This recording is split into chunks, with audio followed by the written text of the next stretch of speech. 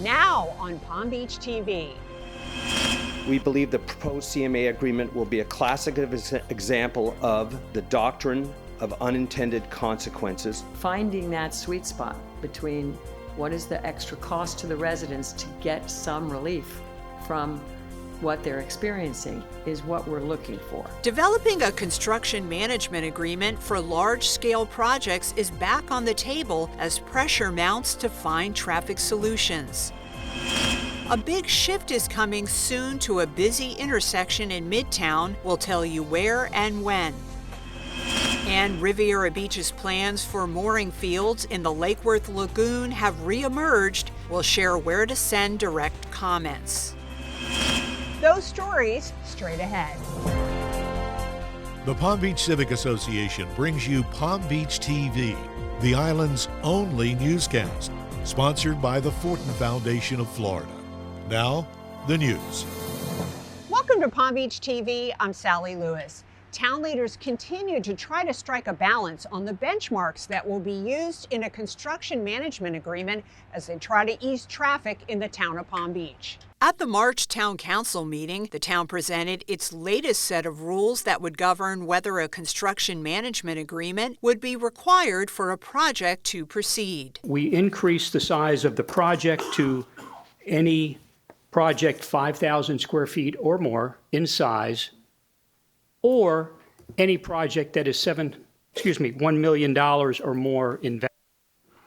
So the thresholds have been significantly increased. The proposed agreement excluded projects with less than 5 workers. The town removed a mandatory requirement that a shuttle carry workers on and off the island, since many larger projects already provide that service. Several builders at the meeting objected to the terms of the proposal, saying the benchmarks are still too low and are already included in the typical building permit package. Not only will the dollars to do things go up, the time to build these homes is going to go up 50 to 100%.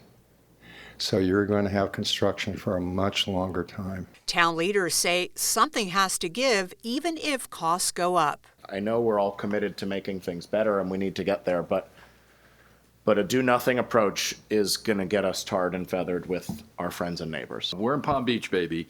And, you know, that's just a part now, in terms of the timing that we're faced with, that's just a part now of being able to build a house in our beautiful community. The parties will keep talking and come back with a new draft ordinance to present to the council in the near future. There was consensus that the latest effort to reduce rush hour traffic by extending construction hours earlier and later has helped. Passed in February, the resolution allows for construction between 7:30 a.m. and 5:30 p.m. Monday through Friday, with the first hour limited to quiet work. The change remains in effect until May 15th.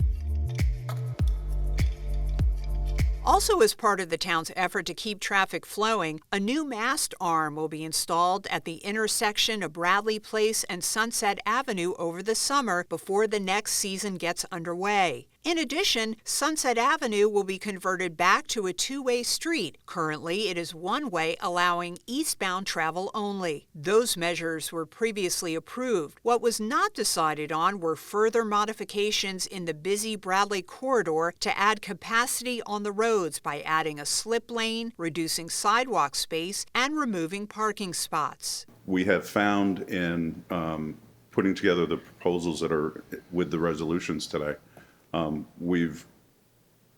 the scope of work that's necessary is more than what we thought when we initially gave you a ballpark figure of about $1.5 million to do this. We're somewhere between $2 and $2.5 million to do these two projects. The council did not take further action on the proposals, opting to wait and see what the impact will be from the signalization and two-way conversion that will be in place during the summer. It's back. Despite objections from the town of Palm Beach, the city of Riviera Beach continues to seek state and federal approval to establish mooring fields in the Lake Worth Lagoon. One of the 3 mooring fields would be located south of the Lake Worth Inlet near Palm Beach's north end. The The town lodged objections with the state questioning whether Riviera Beach was capable of supporting a mooring field, a requirement needed to obtain a permit. A mooring field is a designated area of water where boats can be secured to moorings. The city also needs a federal permit and a sovereign state submerged land lease permit. What's new is that Riviera Beach has tied together an application for 3 mooring fields and modifications to the marina. The modifications to the marina would include dredging.